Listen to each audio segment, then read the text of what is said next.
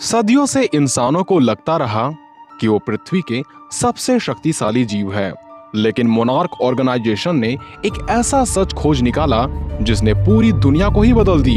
धरती के नीचे, समुद्र की गहराइयों में और हॉलो अर्थ की अंधेरी दुनिया में ऐसे दैत्य मौजूद हैं जो सिविलाइजेशन को मिनटों में खत्म कर सकते हैं। उन्हें टाइटन्स कहा जाता है। कुछ टाइटन्स प्रकृति के रक्षक हैं, कुछ विनाश के देवता और कुछ ऐसे जो नेचर बैलेंस को बनाए रखते हैं। लेकिन सवाल है, अगर मॉन्स्टरवर्स के सभी टाइटन्स को power, intelligence, destruction levels, abilities और फीट्स के आधार पर रैंक किया जाए तो सबसे ऊपर कौन होगा? आज की इस वीडियो में हम मॉन्स्टरवर्स और मोनार्क लेगेसी ऑफ मॉन्स्टर्स के सभी टाइटन्स की कहानी, पावर्स, एबिलिटीज और रैंकिंग को डिटेल में समझेंगे। इसलिए इस वीडियो में अंत तक जरूर बने रहें और वीडियो को हाइप करना तो बिल्कुल भी ना भूलें। Number 15, Frost walk. सीजन 2 में मोनार्क साइंटिस्ट हॉलो अर्थ के फ्रोजन रीजन को एक्सप्लोर कर रहे थे। उन्हें लगा था कि वहां सिर्फ आइसी कैप्स होंगे, लेकिन डार्कनेस के अंदर कुछ हिल रहा था। धीरे धीरे बर्फ टूटने लगी और सामने आया फ्रॉस्ट वॉक। यह टाइटन पूरी तरह आइसी आर्मर से कवर्ड था। इसकी सबसे डेंजरस एबिलिटी थी टेम्परेचर मैनिपुलेशन। ये जहां जाता था वहां का एनवायरनमेंट धीरे धीरे फ्रीज होने लगता। इसके क्लॉज इतने शार्प थे कि यह सॉलिड आइस वॉल्स को आसानी से काट सकता था। लेकिन इसकी सबसे डरावनी बात थी इसकी हंटिंग स्टाइल।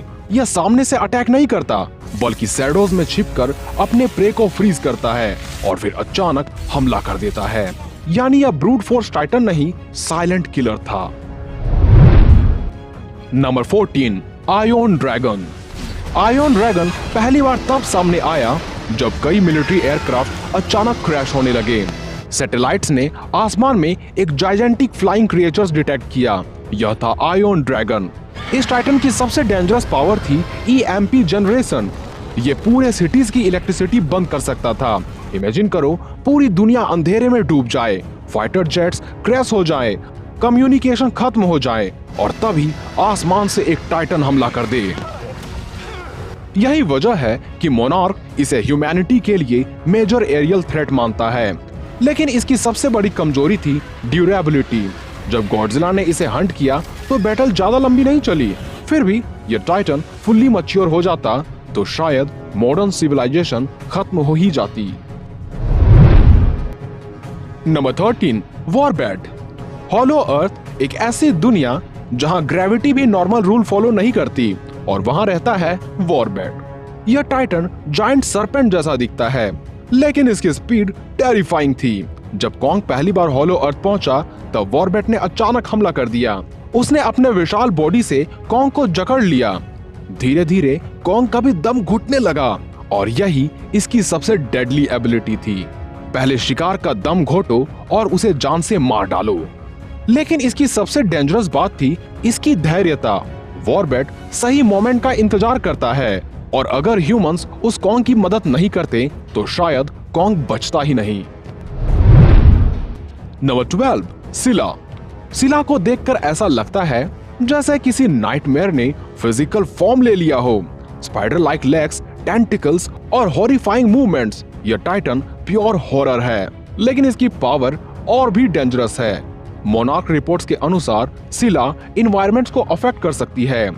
जहां यह एक्टिव होती है वहां क्लाइमेट इम्बैलेंस होना शुरू हो जाता है। कुछ जगह फ्रीजिंग स्टॉर्म, कुछ जगह अननेचुरल वेदर चेंजेस। यानी यह सिर्फ फिजिकली डेंजरस ही नहीं, इन्वायरमेंटल डिजास्टर भी है। गॉडजिला ने इसे कई बार डोमिनेट किया, लेकिन इसकी एडेप्टेबिलिटी इसे डेंजरस बनाती है। यह डायरेक्ट फाइट को अवॉइड करती है और बस जीना जानती है। नंबर 11, बहीमोथ। अगर एंशिएंट माइथोलॉजी का कोई क्रिएचर रियल होता तो शायद वो बहीमोथ जैसा दिखता। Giant tusk, gorilla like body और माउंटेन जैसी साइज। यह टाइटन डिस्ट्रक्शन मशीन लग रहा है, लेकिन इसकी कहानी सरप्राइजिंगली पीसफुल है। जब कई टाइटन्स सिटी डिस्ट्रॉय कर रहे थे तब बहीमोथ फॉरेस्ट उगा रहा था। यह जहां चलता है वहां वेजिटेशन ग्रो करने लगती है। यानी यह टाइटन डिस्ट्रक्शन नहीं, रीबर्थ रिप्रेजेंट करता है। लेकिन इसे कमजोर समझना बहुत बड़ी गलती हो जाएगी। इसकी रॉ फिजिकल स्ट्रेंथ मॉन्स्ट्रस है। इसकी टस्क बिल्डिंग को आसानी से फाड़ सकती है और क्लोज कॉम्बैट में बहुत कम ही टाइटन्स इसका सामना कर सकते हैं। नंबर 10, मेथुसेला। दूर से देखने पर लोग इसे माउंटेन समझ लेते हैं, लेकिन सच में वो माउंटेन नहीं, टाइटन है। मेथुसेला की बॉडी पूरी रॉकी स्ट्रक्चर जैसी है। इसके बैक पर फॉरेस्ट तक ग्रो कर सकते हैं, यानी हजारों सालों तक लोग उसके ऊपर सिविलाइजेशन बसाकर भी नहीं समझ पाए कि वो एक लिविंग क्रिएचर है। यह टाइटन भी ज्यादा अग्रेसिव नहीं है, लेकिन अगर इसे कोई छेड़ने की कोशिश करी तो ये उसे नहीं छोड़ता। यहाँ तक कि ये किसी इंसान तो दूर, ये उसके पूरे शहर को नेस्तनाबूद कर सकता है। और इसकी ड्यूरेबिलिटी प्रैक्टिकली अनस्टॉपेबल है, क्योंकि मिलिट्री की वेपन्स भी इस पर यूजलेस साबित हो रहे थे। Number 9, female म्यूटो। म्यूटोस की कहानी बेहद टेरिफाइंग है। ये क्रिएचर्स एवोल्यूशन के जरिए स्पेसिफिकली गॉडजिला स्पीसीज को हंट करने के लिए बने थे। फीमेल म्यूटो मैसिव थी। उसकी क्लॉज, स्ट्रेंथ और ईएमपी पावर्स मिलिट्री वेपन्स को यूजलेस बना देती थी। लेकिन इसकी सबसे डेंजरस प्लान क्या थी? रिप्रोडक्शन। क्योंकि अगर इसके एग्स हैच हो जाते तो पूरी दुनिया में म्यूटो की आबादी पूरी तरह से फैल जाती, यानी ह्यूमैनिटी एक्सटिंक्शन तक पहुंच जाती।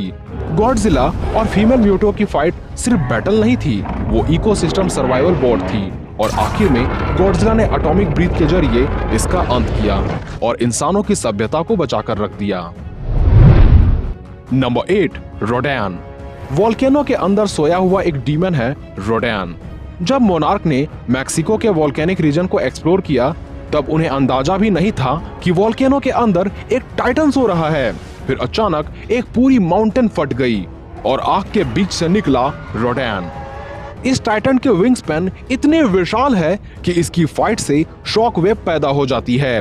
जब रोडैन शहर के ऊपर उड़ता है तो बिल्डिंग्स कोलैप्स होने लगती है। लेकिन इसकी सबसे डेंजरस एबिलिटी थी सुपरसोनिक एरियल अटैक। यह इतनी स्पीड से डाइव करता है कि एनिमी रिएक्ट भी नहीं कर पाता और इसकी बॉडी वोल्केनिक मैग्मा जैसी हीट जनरेट करती है। मोथरा के साथ इसकी फाइट मॉन्स्टर वर्स की सबसे ब्यूटीफुल एरियल बैटल मानी जाती है। लेकिन रोडैन की सबसे बड़ी कमजोरी थी अल्फा इंस्टिंक्ट। यह हमेशा स्ट्रॉन्गेस्ट टाइटन के आगे झुक जाता है, पहले किंग गिदोरा के सामने, फिर गॉडजिला के सामने। Number 7, Mothra. कुछ टाइटन्स मॉन्स्टर्स होते हैं, लेकिन मोथरा एक गार्डियन है। एंशिएंट सिविलाइजेशन इसे देवी मानते हैं और सच कहें तो इसकी प्रेजेंस डिवाइन फील होती है। Beautiful glowing wings, healing like energy और unmatched loyalty. Mothra physically strongest titan नहीं है, लेकिन इसकी इंटेलिजेंस एक्स्ट्राऑर्डिनरी है। यह गॉडजिला को समझती है, उसके साथ कम्युनिकेट करती है और सबसे इमोशनल मोमेंट तब आया जब उसने गॉडजिला को बचाने के लिए अपनी लाइफ सेक्रीफाइस कर दी। उस सेक्रीफाइस के बाद बर्निंग गॉडजिला पैदा हुआ, यानी इनडायरेक्टली गिदोरा की हार की असल वजह मोथरा थी। और सबसे खास बात, मोथरा मरकर के भी दोबारा जीवित हो सकती है। Number 6, Titan x. सीजन 2 का सबसे मिस्टीरियस टाइटन है टाइटन एक्स, जिसके बारे में मोनार्क के पास भी काफी कम जानकारी है, लेकिन जितनी भी है वो डरा देने वाली है। यह टाइटन नॉर्मल मॉन्स्टर की तरह रेज में अटैक नहीं करता, यह ऑब्जर्व करता है, प्लान बनाता है और फिर हमला करता है। कुछ साइंटिस्ट्स का मानना है कि इसकी इंटेलिजेंस ह्यूमन लेवल स्ट्रेटजी तक पहुंच सकती है। और सबसे शॉकिंग बात, कुछ थ्योरीज के अनुसार यह होलो अर्थ एनर्जी एब्जॉर्ब या मैनिपुलेट कर सकती है। लेकिन यह एक बेहद इंपॉर्टेंट बात है, टाइटन एक्स की पूरी पावर्स अभी रिवील नहीं हुई है। मोनार्क फाइल्स में इसके बारे में इंफॉर्मेशन बेहद लिमिटेड है और शायद यही चीज है जो इसे टेरिफाइंग बनाती है। कुछ फैंस मानते हैं कि फ्यूचर मॉन्स्टर वर्ल्ड प्रोजेक्ट में Titan x Godzilla level threat बन सकता है, लेकिन फिलहाल इसकी फुल कैपेबिलिटीज अननोन है। यानी अभी हम इसका सिर्फ शुरुआती रूप देख पाए हैं और इसका असली टेरर शायद भविष्य में सामने आ जाए। Number 5, Shimo. अगर गॉडजिला न्यूक्लियर फोर्स है तो शीमो एब्सोल्यूट आइस एज है। एंशिएंट टाइटन शीमो इतनी पुरानी है कि शायद ह्यूमैनिटी के जन्म से पहले की हो। इसकी फ्रॉस्ट ब्रेथ पूरे लैंडस्केप्स को फ्रीज कर सकती है। जब ये रॉर करती है तो आसपास का टेम्परेचर इंस्टेंटली गिर जाता है। लेकिन शीमो की सबसे दुखद बात थी गुलामी। यह नेचुरली एविल नहीं थी, इसे कंट्रोल किया जा रहा था। और फिर भी इसकी पावर्स इतनी टेरिफाइंग थी कि गॉडजिला तक को इससे सीरियसली लड़ना पड़ रहा था। अगर शीमो पूरे फ्रीडम के साथ रेज मोड में आती तो शायद पूरी पृथ्वी एक बार फिर से आइस एज देखता। Number 4, Kong. कॉन्ग सिर्फ टाइटन नहीं, वॉरियर किंग है। बाकी टाइटन्स तो बस अपने इंस्टिंक्ट से लड़ते हैं, लेकिन कॉन्ग स्ट्रेटजी यूज करता है, टूल्स बनाता है, वेपन्स यूज करता है और इमोशंस भी फील कर सकता है। यही वजह है कि ऑडियंस उसे कनेक्ट कर पाती है। उसने अकेले स्कल आइलैंड को प्रोटेक्ट किया है, कई सारे मॉन्स्टर से लड़ा है और फिर गॉडजिला जैसे अल्फा टाइटन का भी सामना किया है। लेकिन फिर कॉन्ग को मिला बीस्ट ग्लोव्स, एक ऐसा पावरफुल गॉन्टलेट जिसने उसकी ऑलरेडी मॉन्स्टर स्ट्रेंथ को बढ़ा दिया। अब कॉन्ग सिर्फ ब्रूट फोर्स फाइटर नहीं रहा, बल्कि टाइटन किलर बन गया है। बीस्ट ग्लोव्स उसके पंचेस को मैसिवली इनहेंस करता है। जब कॉन्ग ने फुल फोर्स से हमला किया तो इवन पावरफुल टाइटन्स भी बिखर गए। और फिर आती है उसकी एक्स, एक ऐसी वेपन जो गॉडजिला की एटॉमिक एनर्जी को एब्जॉर्ब कर सकती है। यानी कॉन्ग सिर्फ स्ट्रेंथ से नहीं, स्ट्रेटजी, वेपन्स और इंटेलिजेंस के कॉम्बिनेशन से लड़ता है। और यही वजह है कि वो मॉन्स्टर वर्स का सबसे डेंजरस वॉरियर टाइटन कहलाता है। लेकिन कॉन्ग की सबसे बड़ी ताकत क्या है? कभी हार नहीं मानना। Number 3, King Ghidorah. अगर डिस्ट्रक्शन का कोई गॉड हो तो वो गिदोरा ही होगा। Alien origin, 3 heads, planetary storms, यह टाइटन नेचर बैलेंस का हिस्सा नहीं था, ये प्योर डोमिनेशन चाहता था। जहां गिदोरा जाता वहां हरिकेन्स, स्टॉर्म्स और डिस्ट्रक्शन फॉलो करते हैं। इसके हेड्स इंडिपेंडेंट सोच सकते थे, यानी यह प्रैक्टिकली 3 माइंड्स वाला मॉन्स्टर था। इसकी रीजनरेशन एबिलिटी इनसेन लेवल की थी, कटे हुए हेड्स वापस ग्रो हो जाते थे। लेकिन इसकी सबसे डेंजरस पावर्स थी टाइटन डोमिनेशन। यह बाकी टाइटन्स को अपने आदेश से कुछ भी करवा सकता था और इसकी ग्रेविटी बीम से तो आप परिचित होंगे ही। खैर, अगर बर्निंग गॉडजिला पैदा नहीं होता तो शायद पृथ्वी हमेशा के लिए गिदोरा की हो जाती। इसी के साथ नंबर 2 पर है evolved Godzilla. Godzilla the king of the monsters. लाखों सालों से यह टाइटन नेचर बैलेंस मेंटेन कर रहा है। जब भी कोई अल्फा थ्रेट आता गॉडजिला सामने खड़ा हो जाता। लेकिन लेटेस्ट एवोल्यूशन के बाद यह पहले से कहीं ज्यादा पावरफुल हो चुका है। Pink evolve energy form, enhance atomic breath, greater ability, greater nuclear capacity. अब गॉडजिला सिर्फ किंग नहीं, सुपर प्रेडेटर बन चुका है। और सबसे डरा देने वाली बात, यह लगातार इवॉल्व कर सकता है, यानी फ्यूचर में यह और भी खतरनाक बन सकता है।